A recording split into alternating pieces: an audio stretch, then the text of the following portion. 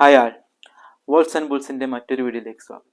Stock മാർക്കറ്റിലെ പുതിയ ആളുകൾ, സ്വന്തമായിട്ടൊരു സ്റ്റോക്ക് സെലക്ട് ചെയ്യാൻ അറിയാത്ത ആളുകൾ, അതുമല്ല എങ്കിൽ മാർക്കറ്റ് റിസർച്ച് നടത്താൻ സമയമില്ലാത്ത ആളുകൾ, ഇത്തരം ആളുകൾക്ക് സ്റ്റോക്ക് മാർക്കറ്റിൽ ഇൻവെസ്റ്റ് ചെയ്യാനുള്ള ഒരു എളുപ്പ വഴിയാണ് മ്യൂച്വൽ ഫണ്ട്സ്. വീഡിയോയിലേക്ക് പോകുന്നതിന് മുമ്പ് ഈ ചാനൽ സബ്സ്ക്രൈബ് ചെയ്യാത്തവരുണ്ടെങ്കിൽ ഒന്ന് സബ്സ്ക്രൈബ് ചെയ്യുക, ഒപ്പം നോട്ടിഫിക്കേഷൻ ഓൺ ആക്കി വെക്കാൻ മറക്കരുത്. മ്യൂച്വൽ ഫണ്ട് എന്നാൽ ഒരു ഗോൾ അല്ലെങ്കിൽ ഒരു ലക്ഷ്യത്തിന് വേണ്ടിയുള്ള ഇൻവെസ്റ്റ്മെന്റ് ആണ്. നമ്മുടെ നാട്ടിലെ ചിട്ടികളെ പോലുള്ള ഒരു ഇൻവെസ്റ്റ്മെന്റ്. ഒരു മ്യൂച്വൽ ഫണ്ട് തിരഞ്ഞെടുക്കുന്നതിന് മുമ്പ് നിങ്ങൾക്കൊരു ഗോൾ ഉണ്ടായിരിക്കണം. ആ ഗോളിനനുസരിച്ചുള്ള മ്യൂച്വൽ ഫണ്ട് തിരഞ്ഞെടുക്കുക.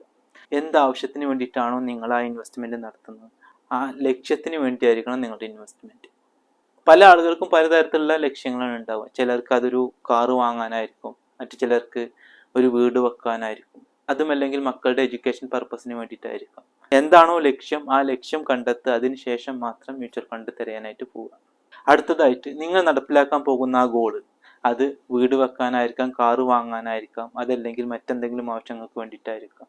ആ ഗോൾ നടപ്പിലാക്കാൻ വേണ്ടിയിട്ട് നിങ്ങൾക്ക് പ്രതിമാസം എത്ര രൂപ മാറ്റി വെക്കാൻ സാധിക്കും, മാക്സിമം എത്ര മാറ്റി വെക്കാനായിട്ട് സാധിക്കും, അത് മനസ്സിലാക്കുക.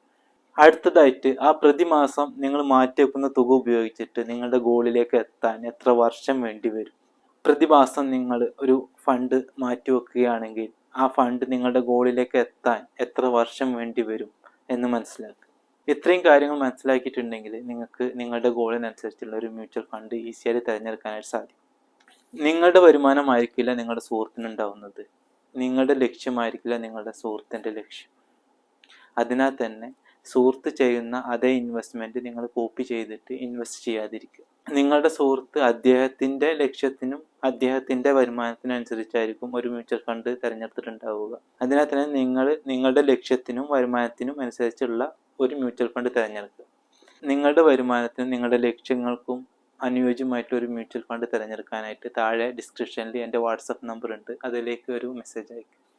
എൻ്റെ ടീം നിങ്ങൾക്ക് റീപ്ലൈ തരുന്നതായിരിക്കും. ഇന്നത്തെ വീഡിയോ ഇതോടെ പൂർണ്ണമാവുകയാണ്. എൻ്റെ പേര് മുഹമ്മദ് റാഫി, സൈനിങ് ഓഫ്.